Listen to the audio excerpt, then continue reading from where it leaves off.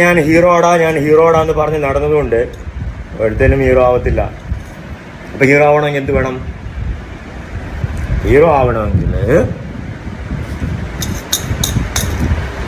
നെഞ്ചുറപ്പ് വേണോടാ, അപ്പം ഹീറോ ആവും. റോക്കി പറയുന്നതേ ചെയ്യൂ, ചെയ്യുന്നതേ പറയൂ. ഓക്കെ? ഈ ചുമ്മാ കത്തിക്കുമെന്ന് പറഞ്ഞാലൊന്നും കത്തത്തില്ല. കത്തണമെങ്കിൽ എന്ത് വേണം? ഫയർ വേണം. ഫയർ എവിടെയുണ്ട്?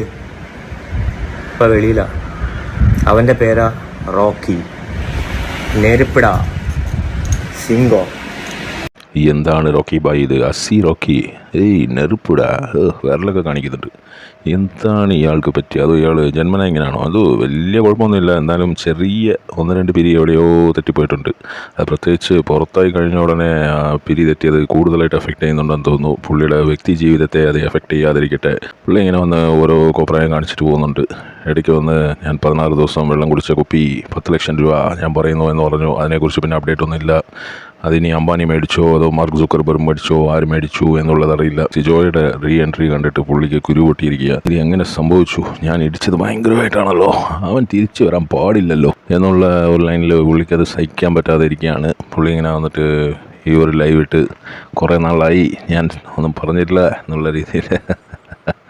പിന്നെ സെബിനാണെങ്കിൽ ഒരു ലൈവ് ഇട്ടിട്ടുണ്ടായിരുന്നു, ആദ്യത്തെ വീഡിയോ ഒന്നും പറഞ്ഞുകൊണ്ട്. നല്ല വ്യൂ ഒക്കെയാണ്, നല്ല രസമുള്ള വീഡിയോ. പുള്ളി പറയുന്നതെന്ന് പറഞ്ഞാൽ ഈ മൊത്തം തെറ്റ് പുള്ളിയുടെയാണ് എന്നുള്ള ഒരു ലൈനിലാണ് പുള്ളി അവിടെ സംസാരിച്ചത്. പുള്ളി ഏറ്റവും കൂടുതൽ ആരാധിക്കുന്ന ഒരു വ്യക്തിയാണ്, ദൈവത്തെ പോലെ കാണുന്ന ഒരു വ്യക്തിയാണ് മോഹൻലാൽ എന്നാണ് പറയുന്നത്. എൻ്റെ ബോയ്, ദൈവത്തെ പോലെ എന്തിനാണ് ബോയ് കാണുന്നത്? ദൈവം എന്ന് പറയുന്ന ഒരു സംഭവം അത് മനുഷ്യന്മാർക്ക് കൊടുക്കാനുള്ള പദവിയല്ല എന്ന് ഇപ്പോഴെങ്കിലും നിങ്ങൾ മനസ്സിലാക്കും എന്ന് ഞാൻ വിചാരിക്കുന്നു. അല്ലെങ്കിൽ ഇങ്ങനെ കിളി പോയ പോലെ നിൽക്കേണ്ടി വരും. ഈ ഫോട്ടോ ഞാൻ ജസ്റ്റ് വെച്ചതാണ്. എന്താണെന്ന് വെച്ചാൽ ഇത് എനിക്ക് ഇഷ്ടപ്പെട്ട ഒരു ക്ലിപ്പാണ് പുള്ളിയുടെ. കാരണം പുള്ളിയുടെ പുറത്തോട്ടുള്ള പോക്കും ഈ ക്ലിപ്പും നല്ല ഒരു സാമ്യവും ഒരു ചർച്ചയുണ്ട്. ഏതാണെങ്കിലും പുള്ളി പുറത്തു പോയി. പിന്നെ സാറ്റർഡേ എപ്പിസോഡായിരുന്നു. എന്താ പറയണ്ടത്, നമ്മൾ പറഞ്ഞു കഴിഞ്ഞാൽ കൂടി പോകും. നമുക്ക് ദൈവത്തെ പോലെ ആരാധനയൊന്നും ഇല്ല മനുഷ്യനോട്, പക്ഷെ എന്നാലും ഇഷ്ടമാണ്. പുള്ളി പറയുമല്ലോ എന്തോ ആളുകൾക്ക് തന്നെ ഇഷ്ടമാണെന്ന്. ആ ഒരു ലൈൻ മാത്രമേ ഉള്ളായിരുന്നു. പക്ഷേ ഈ പരിപാടിയിൽ റിയാലിറ്റി ഷോ എന്ന് പറഞ്ഞിട്ട് ഈ പരിപാടിയിൽ കാണിക്കുന്ന കാണുമ്പോഴേ എനിക്ക് എന്തോ പറയണ്ടത്, പറഞ്ഞു കഴിഞ്ഞാൽ കൂടിപ്പോവും. ഞാനത് നല്ല രീതിയിൽ പറയാൻ ശ്രമിക്കാം.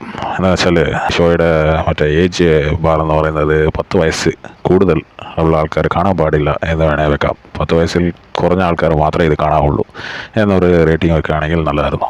ഞാൻ പറയുന്നത് തെറ്റിയൊന്നും പോയിട്ടില്ല. 10 വയസ്സ് കുറഞ്ഞ ആൾക്കാർ കാണാൻ പാടില്ല എന്നല്ല, 10 വയസ്സിൽ കുറഞ്ഞവർ മാത്രമേ ഇത് കാണാൻ പാടുള്ളൂ. അങ്ങനെ വെക്കുകയാണെങ്കിൽ ചിലപ്പം ഈ ലാലേട്ടനോ ബിഗ് ബോസോ ഇവർ പറയുന്നത് ഇത് സ്ക്രിപ്റ്റഡ് അല്ലെന്നോ ഈ കാര്യങ്ങളൊക്കെ 10 വയസ്സിൽ കുറഞ്ഞ പിള്ളേർ മനസ്സിലായിക്കോളും, അവർ ശരി വെച്ചോളും. ഓക്കെ ഓക്കെ ഓക്കെ ഓക്കെ എന്ന് പറഞ്ഞുകൊണ്ട് നമുക്കത് പറ്റുന്നില്ല. അതാണ് എനിക്ക് പറയാനുള്ളത്. എന്ത് വക ആലംബാവേ. ആ ജാസ്മിൻ മറ്റേ മോള് ഒരു അടി അടിച്ചത് നമ്മളെല്ലാവരും കണ്ടതാണ്, ജിൻഡോയെ. ആ അടിച്ചത് പ്രശ്നമൊന്നുമില്ല, അത് ഫിസിക്കൽ അസോൾട്ടൊന്നും അല്ല. പിന്നെ ഗബ്രിയെ പോലത്തെ എന്തോ പറയണ്ടേ, എനിക്ക് തെറിയാണ് വരുന്ന വായിൽ, കൺട്രോൾ ചെയ്യാൻ പറ്റുന്നില്ല. കാരണം ഇത് കണ്ടിട്ട് ഇത് റിയാലിറ്റി ഷോ എന്നുള്ളൊരു മൈൻഡിലാണ് നമ്മൾ കാണുന്നത്. ഇതൊരു സിനിമയായിരുന്നെങ്കിൽ നമുക്കൊരു മൈലും തോന്നില്ല. ഗബ്രിയെ പോലത്തെ തൊട്ടാവാടി എന്ന് പറയാൻ പറ്റില്ല. അതായത് എന്ത് കാര്യത്തിലും അവൻ മറ്റേ ഫിസിക്കൽ കാര്യം കൊണ്ടുവരും. അത് താടിയെ പിടിച്ച് വലിച്ചത് അവനാണ്, പിടിച്ച് വലിച്ചുകൊണ്ട് അവൻ്റെ മേത്തേക്ക് വീണത് ആ മറ്റേ മോനാണ്. അപ്പോൾ അതൊന്നും ഒരു പ്രശ്നമില്ല, അതൊന്നും ഒരു ഇതുമില്ല എന്നുള്ള രീതിയിൽ ചുമ്മാതെ ഇങ്ങനെ തമാശയായിട്ട് അങ്ങ് കളയാണ് ഈ ബിഗ് ബോസ് എന്ന് പറയുന്ന പരിപാടിയുടെ ഓർഗനൈസേഴ്സ് അല്ലെ നടത്തിപ്പുകാർ. അതിനോട് നമുക്ക് യോജിക്കാൻ പറ്റില്ല എന്നാണ് എനിക്ക് പറയാനുള്ളത്. പിന്നെ ഈ ഒരു ക്ലിപ്പിംഗ് ഞാനിവിടെ വെച്ചിട്ടുണ്ട്. ഇതിനകത്ത് നിങ്ങൾക്ക് കാണാൻ പറ്റും hormonal causes and does not എന്നുള്ളതാണ് എഴുതിയിരിക്കുന്നത്. അതിനാണ് DOSE എന്നുള്ള സ്പെല്ലിംഗ് എഴുതിയിരിക്കുന്നത്. ഡസ് നോട്ടിന് dose not address other common hair, dose not. അപ്പോൾ ഇത് ടൈപ്പ് ചെയ്ത ആൾക്കാരുടെ ക്വാളിറ്റി മനസ്സിലായല്ലോ. അപ്പോൾ ഈ വക ആൾക്കാരാണ് ഈ ബിഗ് ബോസിൽ പണിയെടുക്കുന്നതും പിന്നെ ഇതിൻ്റെ നടത്തിപ്പുകാരും പിന്നെ ഇതിൽ കാശിടുന്നവർ ഒക്കെ സംഭവമാണ്. പിന്നെ മോഹൻലാൽ എന്ന് പറയുന്ന പ്രതിഭ ഒരു സംഭവം ചെയ്യുന്നതായിട്ട് കാണുമ്പോൾ നമുക്കത് ഒന്നും തോന്നില്ല. പക്ഷെ മോഹൻലാൽ ഒരു വ്യക്തിയായിട്ട് കാണുകയാണെങ്കിൽ ഇത് എണീറ്റ് പോടാ മൈരെ എന്നാണ് പറയാൻ തോന്നുക. അത് നമ്മൾ പറയാത്തതെന്ന് പറഞ്ഞാൽ അയാളോടുള്ള ഒരു റെസ്പെക്റ്റ് കാരണമാണ്. എനിക്ക് അയാളെ ദൈവത്തോടുള്ള റെസ്പെക്റ്റ് ഒന്നുമില്ല, എന്നാലും അയാളെ കുറേയൊക്കെ എനിക്കല്ല ഭൂരിപക്ഷം കേരളത്തിലെ ആൾക്കാർക്ക് അയാളോട് റെസ്പെക്റ്റാണ്. ഈ അപരാധിച്ച ഈ പെണ്ണിനെ എടുത്ത് കളയാണ്ട് ഇങ്ങനെ വെച്ച് ഇങ്ങനെ വാഴിച്ചുകൊണ്ടിരിക്കുകയാണ്. എന്താ പറയുക. അപ്പോൾ അതുകൊണ്ടെങ്കിലും അടുത്ത ദിവസം നോക്കുകയാണ് അതായിരിക്കുന്നുണ്ടല്ലേ ശവം, മറ്റേ ജയിലിൽ വെള്ളത്തിൻ്റെ ആ കലവരുന്ന അതെടുത്ത് മാറ്റിയിട്ട് ആളവിടെ പോയി കിടക്കുന്നു. വെളിയിൽ എന്തുമാത്രം ക്വാളിറ്റിയുള്ള ആൾക്കാരുണ്ട്. എന്തിനാ ഈ ആൾക്കാരൊക്കെ എടുത്ത് വെച്ചിരിക്കുന്നത് ഇവിടെ എന്നാണ് എനിക്ക് ചോദിക്കാൻ തോന്നുന്നത്. ആ നോറയാണെങ്കിൽ ഇപ്പോൾ പൊക്കി ഇവിടെ എല്ലാ ആഴ്ചയും വന്നിട്ട് നോറയെ ഇങ്ങനെ ഒന്ന് തടവി കൊടുത്തിട്ട് പോകും നമ്മുടെ മോഹൻലാൽ എന്ന് പറയുന്ന പ്രതിഭ.